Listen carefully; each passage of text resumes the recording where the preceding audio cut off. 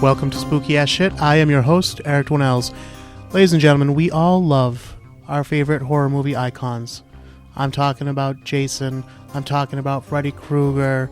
I'm talking about Chucky. All kinds of our favorite monster movie bad guys, right? We love seeing them in their movies. But what about those rare occasions where we get to see them outside of their natural habitat? That's right, all these characters and more have made random television appearances, and tonight, that's what we're going to talk about on Spooky Ass Shit.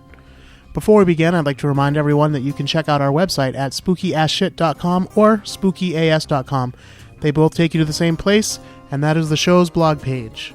From there, you can listen to every single episode of Spooky Ass Shit, and you can find pictures from this episode, and you can also find links to our social media. We are at Spooky Ass Shit on both Twitter and Instagram.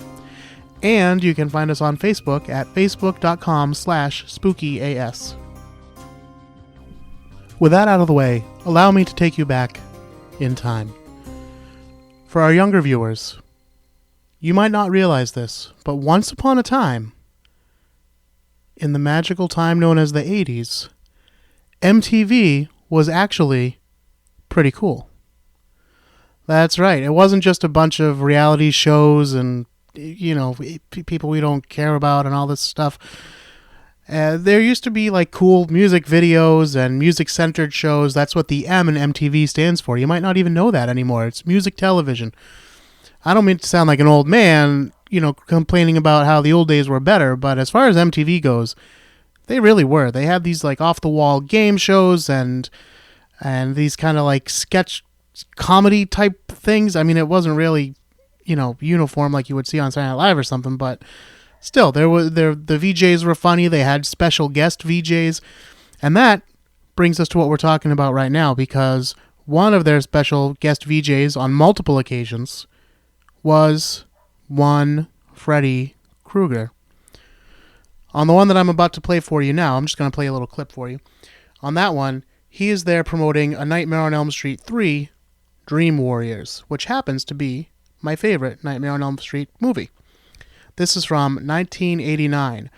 And on this appearance, he basically introduces videos and makes some jokey references to different things. He calls out Spinal Tap and he says, "Hey, Spinal Tap, smell this glove." And then he holds up his razor glove because in the movie This is Spinal Tap, which you haven't seen, you simply must. It's one of the funniest movies of all time. They are making an album called Smell the Glove. So Freddy makes a reference there. And then later on the show, he has Dawkins on as guest. Dawkins was a band from the time. And he has Don Dawkins and one of the other members of the band on. And they were on because they actually did the theme song to Dream Warriors. And there's a wonderful music video that you can look up on YouTube. Maybe I'll even be able to post it on spookyas.com. You can check it out there. But it's just fun to see Freddy Krueger out of his element. And the thing with Freddy was, he really was kind of like an MC anyway. Like, even in the Nightmare on Elm Street movies, he would come out and make jokes, and he had these one-liners. A lot of people loved that about him. A lot of people didn't. But I can tell you that as a child of the 80s, and I was young in these times, but I had a friend, maybe in first or second grade, and he was obsessed with Freddy Krueger. Now, obviously, these weren't children's movies, but they were being marketed like they were. You can still, to this day, probably find a Freddy Krueger knockoff glove in every drugstore that you would come across. But back in these days, there was even more. There was like a Nightmare on Elm Street everything. But I remember that this kid in particular had the doll where you pulled the string in the back and it would say, whatever phrases Freddy would say. And like he was like so protective of that doll. And I remember he had a birthday party at his house one time, and someone was like messing with the doll, and he flipped out, and everyone had to go home because he became like violent and was like pounding on this kid. So maybe horror movies do affect you. I don't know. But I don't even know if he saw the movie, by the way. He might have just liked the character because he popped up in random places, like on MTV. So with that said, this is back when MTV was cool, back when Freddy Krueger was cool. Let's check him out, tossing to some music videos. Barry Manilow! No. No, you don't, sister. Not tonight. Welcome to Elm Street, my pretties. I dare you to take a nap during the next 60 minutes. Why? Because there's video coming up from ZZ Top, Dokken. In fact, a couple guys from the band said they might drop by if they're not fraidy cats. And if you do fall asleep, you may never wake up. Let's get started with a little blood. In fact, too much blood. Honestly, I don't have too much to say about Freddy appearing on MTV. It was something they did. It was, I think, a good marketing strategy. These movies were for teenagers. Teenagers at the time were very much into MTV, at least the ones in my house. I was not a teenager at the time. Like I said, I was very young, but I do remember sitting with my brother and watching MTV. My favorite thing on MTV back in the old days was a game show called Remote Control. If you remember that show, you'll remember that sometimes monsters would crash through the wall and take the contestants who lost away. I love that, especially when the chair came back with a skeleton in it. Of course, you can imagine that got me right in the cockles of my heart, perhaps the subcockle region. And, truthfully, if the idea of Freddy Krueger sitting there and introducing Divinal's music videos doesn't appeal to you, then you're just not my type of person, I guess. That is a lovely image, and the fact that it really happened just lets you know that there is hope in the world. These things have happened, and maybe something as cool as that will happen again. Cool and random and lovely. One thing I did notice listening to these audio clips of Freddy, which never really stuck out in my mind before, he sounds kind of like Krusty the Clown from The Simpsons. Now, of course, we don't live in the 1980s anymore, and MTV is not even a shell of what it used to be. But the good thing about living in the age that we do live in is that we have the internet. We have YouTube and other websites that can take us back to those times. But not only that, sometimes we get little extra bonus material. For example, in the clips that I was able to find on YouTube of Freddy hosting MTV, there are some outtakes. So this is one, I don't know exactly what they were getting ready to film, but Robert Englund, the actor who portrayed Freddy Krueger, is, standing out on his mark and presumably getting ready to cut a promo about Nightmare on Elm Street 3. And he says out of character voice, the name of the movie, and then he just kind of says a couple things. Well, I'll just let him do it. Here you go. Here's Robert Englund. Nightmare on Elm Street 3. Nightmare on Elm Street cubed. The square root of Nightmare on Elm Street is Leatherface in bondage.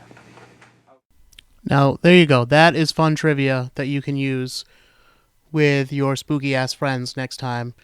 You can ask, what is the square root of Nightmare on Elm Street? And you'll know that the answer is Leatherface in bondage, and you heard it from Freddy himself. And now we're going to jump forward in time once again. This time, we're going all the way up to 1998. Now, I need to give you a little bit of background information here. We're going to be talking about the world of professional wrestling. In 1998, there were two companies really kind of duking it out for the top spot. There was, of course, WWF, which is now known as WWE, and WCW, which is also now known as WWE. But at the time, they were two very different companies, and they were having what they called the Monday Night Wars, because each had their own Monday Night Wrestling show, and week after week they'd see who could top the other. And for the first time in the history of televised wrestling since, let me rephrase that, since the 80s anyway, when WWF had their big second golden era here with Hulk Hogan and all the big names like that, WCW was actually beating WWF in the ratings. So, This was a heated time in the world of professional wrestling, with wrestlers jumping back and forth from one company to the other, and you never know what was going to happen day to day if you were a wrestling fan. In the fall of 1998, on WCW television, something strange began to happen. During the wrestling shows, you would suddenly hear this disembodied, maniacal laughter fill the arena. And the wrestling fans were left to wonder, what does this mean? It was clear that WCW was building up to something. But what? Were they about to bring in yet another legend from the WWF? I mean, they'd already brought in Hulk Hogan, Roddy Piper, Macho Man Randy Savage, just to name a few. Maybe the mystery laughter meant that the deranged wrestler Mankind, a.k.a. Cactus Jack, a.k.a. Mick Foley, would return to WCW. Or maybe it was some new wrestler that WCW was pushing in a big way. Wrestling fans love a good debut, and not knowing exactly what you're getting is half the fun. Some wrestlers who are brought in with an air of mystery go on to have legendary careers, like The Undertaker. Other times, you get something more like the Shockmaster. That's kind of inside for the wrestling fans, but if you don't know what Shockmaster is, I highly recommend you go to YouTube and look up Shockmaster WCW. It's quite amusing. Finally, on the night of October 12th, 1998, WCW fans would get to see who was behind the laughter they'd been hearing all these weeks. Wrestler Rick Steiner, a.k.a. the Dog-Faced Gremlin, entered the ring to be interviewed by Mean Gene Okerlund. Now, I'd like to point out that Rick is wearing an awesomely lame leather jacket with paintings and stuff like all over it, but the most awesomely lame part is that he has Mack Truck Bulldog hood ornaments on each shoulder. You can see a picture at spookyas.com. Rick starts to talk about his upcoming match against his brother and former tag team partner, Scott Steiner, but he's interrupted by the mysterious laugh. Only this time, we get to see where it's coming from. On the big screen over Rick's shoulder, we see none other than the demon doll himself, our friend to the end, Chucky. For a split second, you might think this is cool, but it quickly becomes apparent that this thing is about to go off the rails. Clearly, Chucky's side of the conversation has been pre-recorded, and there are timing issues between the recorded Chucky and the live Rick and Mean Gene right off the bat. For example, for the first 30 seconds, Chucky laughs while Scott and Mean Gene keep saying, "Get that dummy out of here." Now, if 30 seconds doesn't seem so bad to you, here, let me prove you wrong. You know, my brother, he's brought this on himself, and this has been coming for a long, long time, Gene. When we get to fall... What? What the devil? What is that? Wait a minute. Take a look. Get that dummy out of here. We're trying to conduct an interview. Who's that? Who the heck is that, Gene? Shut him up, please. Give it a rest. Get that dummy out here. What? Hey, Wait a minute. cue ball. Who you calling a dummy? Well, it starts off pretty weak, and to be honest with you, it doesn't get much better from there. Chucky makes a yo mama joke, and then threatens to rip Rick apart limb from limb. Then, we finally get to the point when, even though Chucky's been talking the whole time, Rick says, You got something to say? Say it. If you ain't got nothing to say, get the heck out of here. I'm here to tell everyone that if they want to see a real pro at work, they should go and see my new movie, Bride of Chucky, opening October 16th. And I want to give you some advice, Ricky. Don't mess with Scott. You see, what I really want to do is direct, and Scott's the lead in my next project. So if you mess with Scott, you're messing with me and my Academy Award. And Chucky's gonna get more than lucky, Ricky. Chucky's gonna get even. Well, that's insanity. That's lunacy. Yes, all those weeks of build-up led to a Bride of Chucky commercial. As you can hear on the tape, as soon as Chucky mentions the movie, the fans start to boo. They knew they'd been ripped off. And the whole premise for why Chucky showed up, because he was going to put Rick's brother Scott in his next movie and make him a star, that was just a really lame excuse to have him there. Now, I'm going to be honest with you. I think they could have made this work. I don't know if I would have used the Steiner brothers. I think it could have worked better with some different wrestlers. But for you wrestling fans out there, hear me out. I think that this could have worked if they had made a better video package, come up with a better reason why Chucky was there. Maybe he was, somebody's childhood friend or something like that. Or maybe a child was holding him in the audience and one of the wrestlers, shoved the doll out of the kid's hands or something, and now Chucky was coming back for revenge or something. And it didn't even necessarily need all this big buildup. It could have been a little person in the Chucky suit hiding under the ring, and he pops up and, stabs the guy in the ankle or something at some point. There's some fun things they could have done with it if they were going to go out on a wacky limb like this anyway and have a character like Chucky appear in wrestling. And it still could have been used to promote the movie. I think it's fair to say that there is some crossover between wrestling fans and horror fans. So it could have worked. It just maybe could have been booked better. And of course, it's still fun to hear that the real Chucky, Brad Dourif, appeared in that spot and, did the voice and everything. So that's the real official Chucky, ladies and gentlemen. All right, I'm going to level with you people. This next one is kind of a cheat. And honestly, it's a little bit of filler. Sometimes you think you have a really great idea for an episode, and then you realize you don't have that much material for it. That's the case with this episode. But listen, I don't feel too guilty. I've been giving you supersized episodes for weeks and weeks and weeks in a row. Usually I try to go 30, 40 minutes, and you've been getting almost an hour, if not more. So I'm not apologizing. This is what it is. And I know I'm going to get some debate on this. But the next one I want to bring up is the Joker. Now, of course, I understand that the Joker does not come to us from horror movies, but I submit to you that the Joker, the character, is actually a horror character. And I think I might do a whole nother episode defending that stance, but in short, if you don't believe me, just look up The Killing Joke. See what he's up to there. Tell me he's not a super creepy, stalker, murdering, evil, movie monster type villain. Now we're jumping back to the year 1989. This is the year of Batman. This is the Michael Keaton Batman. This was such a big deal, I can't even begin to tell you what a big deal this was. But they released the Batman movie. Everybody loved it. Everybody was going crazy for it, myself included.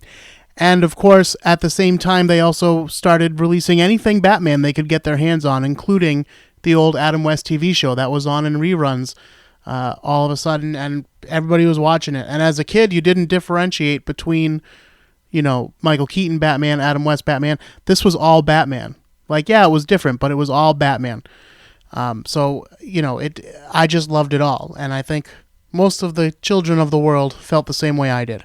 So imagine, then, how stoked we were in 1989 when we heard that the Joker was going to be making an appearance at the Macy's Thanksgiving Day Parade, which, of course, is a big tradition here in the United States. Just about everybody probably watches the Macy's Thanksgiving Day Parade. That's the one with the big balloons, if you don't know, in New York City. And the thing was, of course, this was based on the Jack Nicholson version of the Joker, right? And in the movie, he does come down in a parade with big balloons. Of course, the balloons he comes with are filled with a toxic chemical that's going to poison all of Gotham City. So there was, maybe the slight concern that might happen. But hey, I was watching on TV. I wasn't in New York City, so I wasn't too worried about it. I was just excited to see the Joker. But the thing is, in the build-up to the Joker coming out, they kept saying, we're going to have the Joker, but the question is, who's playing the Joker? So, even though I was young, I understood that actors play parts and that, Jack Nicholson had been the Joker in the movie. So I was like, well, is this going to be Jack Nicholson? Who's this going to be? Who are they bringing out? And they kept saying, who is it? Who could it possibly be? Who could be playing the Joker? And then they have the float, which has nothing to do with the Joker or Batman, by the way. It's just a float. And the Joker turns around and he looks, like a kind of poorly made up version of the movie Joker, but passable, and he starts to sing a song. Let me take you to it. Just a little bit. I won't torture you too much. Maybe it's a little bit late for trick-or-treating, but we do have a Joker in this parade. The trick for all of you here and all of you at home is to figure out just who this Joker really is. Hey, yeah, who is that guy? Who is that Joker? Who? Look at that. Oh, my gosh, he's throwing money out. Willard, stay here. He can work for the government. Hey, America, happy Thanksgiving. Get a load of this face. Talk about white meat. I just saw a turkey. It was Batman. Hey, Willard, nice outfit. There's always a Joker in the deck. There's always a cardboard clown. The poor laughing fool falls on his back, and everyone laughs when he's down, especially Batman. So, okay, not great, but we've heard worse, certainly. Then he goes on and starts doing some impersonations. They're the ones that everybody does. Let's check it out. The Joker doing hack impersonations. The Joker is me. But what if it was De Niro? How you doing, Batman? How you doing? Or Arthur? I hate when that happens. Or Eastwood. Go ahead and make my dressing. Or Schwarzenegger. Hello, Batman. I blow you up. Or Neighbors. Golly! Where does he get those wonderful toys? Well, after all that nonsense, we finally get to the moment of truth. Now, remember, they've been building this up. Who is this man? Who is in the Joker makeup? And, of course, he doesn't rip off his face right there in the middle of Times Square. Instead, they show him like in a pre-recorded vignette, but it's a guy with his back turned towards the camera. And you can see that he's got like kind of like almost a mullet, and it's a little bit curly. And you're like, well, that's not Jack Nicholson. But hey, that could be Michael Keaton. His hair does kind of look like that sometimes. That's right. Maybe the Batman from the Batman movie is here doing the old dipsy doodle and playing the Joker for us. Wouldn't that be a good, funny little moment in world history to have Batman playing the Joker? But then he turns around and it turns out, I guess I better just play you the tape.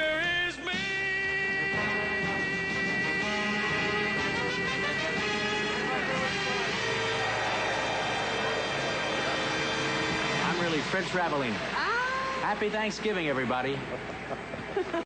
I know the audio quality on that particular clip is not the greatest, so just to make sure you heard it, he turned around and revealed himself to be Fred Travelina.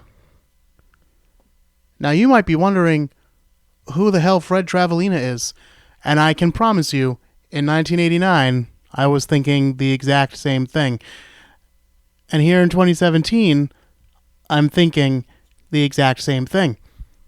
It turns out he's an impressionist, I guess, and he had done some, late night television show appearances and stuff, but he certainly is not a name that comes to mind when you're thinking of celebrity impersonators. I guess I don't really have a long list in my head. It's kind of a dying art form. But just, that was a big Fred Travelina. What the hell? You can find clips of him on YouTube appearing on Letterman and stuff like that. And he gets, the voices, you can tell who he's supposed to be doing. But for the most part, they're the standard, impersonations that your dad or granddad might do. There's one clip that I saw. It was clearly after the new millennium. He mentions that GW is in the White House.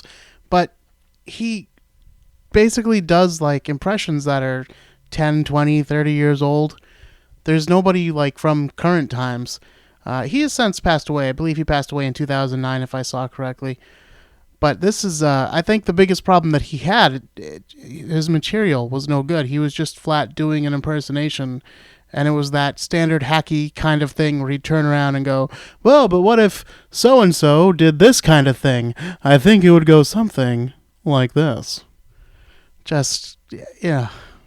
I mean, there's a reason that kind of variety show performance thing has passed away from us. Look, I love old variety arts, but you gotta update them. You gotta give us something we can sink our teeth into. Celebrity impersonators, it's a tough racket to be in. All right, so go ahead and send your hate mail to spookyasshit@gmail.com telling me how the Joker is not a horror movie villain. And then, like I said, I will do a whole episode about the Joker and prove you wrong. Maybe I'll have Christian back in here, the guy who came over to tell us about the Day of the Dead. I know he's a big comic book guy, so it might be good to talk to him about just how scary the Joker can be. We haven't really seen the true villainous Joker portrayed on the screen. Heath Ledger did a great job, but trust me, in the comics, he gets much darker than that even. All right, I have saved my most favorite for last, and I think a lot of you are going to end up agreeing with me on this one. Last time we got in the time machine, we hopped all the way back to 1989. Well, guess what? We're staying right there, right in 1989, because I have a clip for you from the Arsenio Hall show. I bet a lot of you know where this is going, because one night... Well, first of all, let me explain something about Arsenio Hall. I loved Arsenio's Hall. Let me try that again. I loved Arsenio Hall's show when I was a kid. I would stay up late and watch it with my sister. I loved everything about it. I loved the dog pound. I loved his standing in the glass doorway before he came out, his little pose. I wanted to be Arsenio Hall, so much so that my sister wrote a paper about it when she was in high school. And I think, if I remember correctly, who I always forget one of them, but I know that I said that I wanted to be a talk show host when I grew up. I think it was, I said that my guest would be Arsenio Hall, because you got to pay your respects. The Ultimate Warrior, because I was still super into wrestling at that time. And MC Hammer. And honestly, I mean, aside from the fact that the Warrior has passed on, I still think that would be a pretty good lineup. I would tune in to see that show. But I loved Arsenio Hall, and like I said, everything about it. But the part of the reason I loved him was because he would have moments like the one we're about to talk about. He would have on the wacky guests, the ones that weren't going to be seen on Johnny Carson's Tonight Show or something like that. Those kind of shows wouldn't have these kinds of guests. And I'm talking about the professional wrestlers. You can go on YouTube and find clips of, Macho Man on Arsenio and stuff, and they do these hilarious interviews and stuff. But you're not going to see that on the Tonight Show, the prestige shows, as it were. But Arsenio was willing to do the unusual type of stunts and guests and those kinds of things. And one of them, direct from Camp Crystal Lake, Jason Voorhies. I don't mean Kane Hodder, the actor who was portraying Jason Voorhies at the time. I mean Jason motherfucking Voorhies. That's right, he interviewed him in character. Now, you might say, well, that presents kind of a bit of a trouble because Jason doesn't speak. And you're exactly right. In fact, it turns out that Kane Hodder says that he was a little bit upset when they asked him to do Arsenio because he thought, they're going to make a joke out of this. But they needed him to promote the upcoming movie, which was Jason Takes Manhattan, which is one of the not-so-great films in the Friday the 13th franchise. But anyway, they asked him to go on there and promote it. And they said, no, don't worry. We're not going to make you look foolish. We're going to, Arsenio's going to be kind of the fool, and you just be Jason. Don't kill Arsenio. But other than that, you don't have to talk or anything. It'll be funny, and Arsenio will make it funny. And he basically does. Let's go to a clip. The term deranged sociopath gets thrown around a lot by the media, but it really applies to my next guest. Starting today, you can see him in Friday the 13th, Part 8. Jason Takes Manhattan. Please welcome Jason.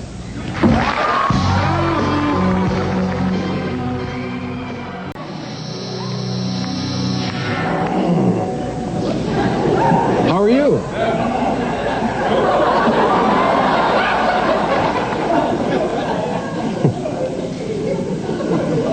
That's good. You know what I've noticed? I see all your movies, man. And you know what I've really noticed?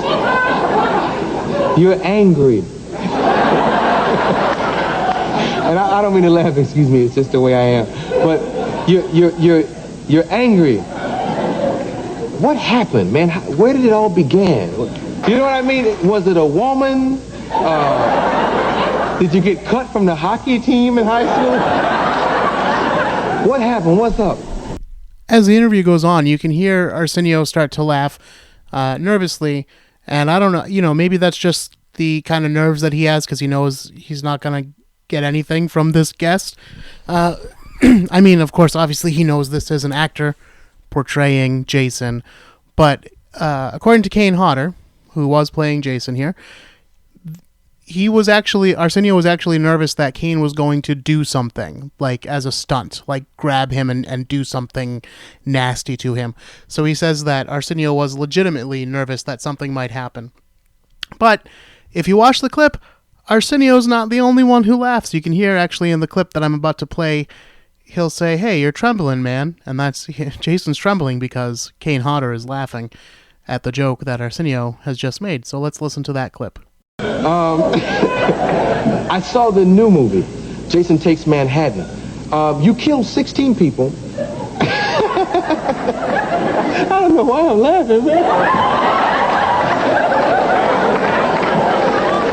You killed 16 people, and you were responsible for the death of 8 others. Total, that's less than what you usually kill in a movie. Are you getting soft? Are you losing a step?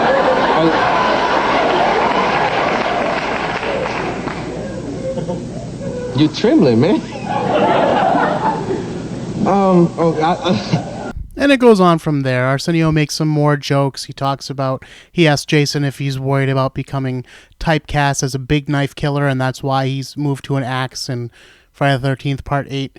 And he suggests that maybe Jason would think about doing a musical now that he's been to New York, and a couple more jokes about other movie titles he could make and comedies he could make, stuff like that. I'm not saying that the whole thing overall is hilarious, but it's if you're a Friday the 13th fan, you definitely got to check this clip out. I'll post it from the website spookyas.com, which I encourage you to visit, and you can see the whole thing there. I did edit this up, obviously, and there's much more to it, but it's just so bizarre, and like, who would do this? But thank God that they did, because we have the real Jason, Kane Hodder, and the real Arsenio during his heyday when he was like the man on TV. And this is just a glorious thing, just like Freddy hosting MTV. This is something that shouldn't exist, but thank God it does. And this is actually even way more unlikely than Freddy, because Freddy was very charismatic, and like I said, he was kind of an MC anyway. But Jason, you didn't expect to see him outside of Camp Crystal Lake. And so this was a real treat, and I'm very thankful that Arsenio was able to book this guest somehow against all reason and sense. But here we are, all these years later, still talking about it. Well, ladies and gentlemen, that's going to wrap up this episode. Those are all the clips I have for you. But I do, again, want to encourage you to visit spookyas.com, where you can find pictures from the show, some of the YouTube videos from the show, and links to all of our social media, including Twitter and Instagram, which are both at SpookyAssShit. That's Spooky ASSSHIT. And you can find us on Facebook at facebook.com/spookyas. And please subscribe to the show, rate the show, review the show, please, on Stitcher or iTunes or however you happen to listen. I've said it before and I'll say it again right now. It really makes my day when I go on and see a positive review, because trust me, some days I get to wondering why I do this. You know, I'm certainly not making any money off of it. I'm not really getting a boost in my performing career, or whatever that may be. And it's a lot of work for one person to put this show out. Even when I have a guest or something, it's just getting a guest on the show or something, it's a lot of work. And there are definitely days when I'm like, why am I doing this? But then I go on and I'll, if I happen to get a nice review that day, it makes me think, oh yeah, people are listening to the show. People do enjoy it. And it's not just me talking to myself or my cat. So please, if you have not done so, I encourage you to do so. If you have done so, go ahead and do it again if you can figure out a way. Whether it's on iTunes or Stitcher or YouTube or however you listen, I would really, truly appreciate it. And of course, don't forget to share it with a friend. We want to grow the Spookaroo army out there, and there's more spooky kids out there, so let's turn them all on to the show. So, until next time, keep an eye on the TV for those horror icons that just might pop up. You never know when. But don't be afraid.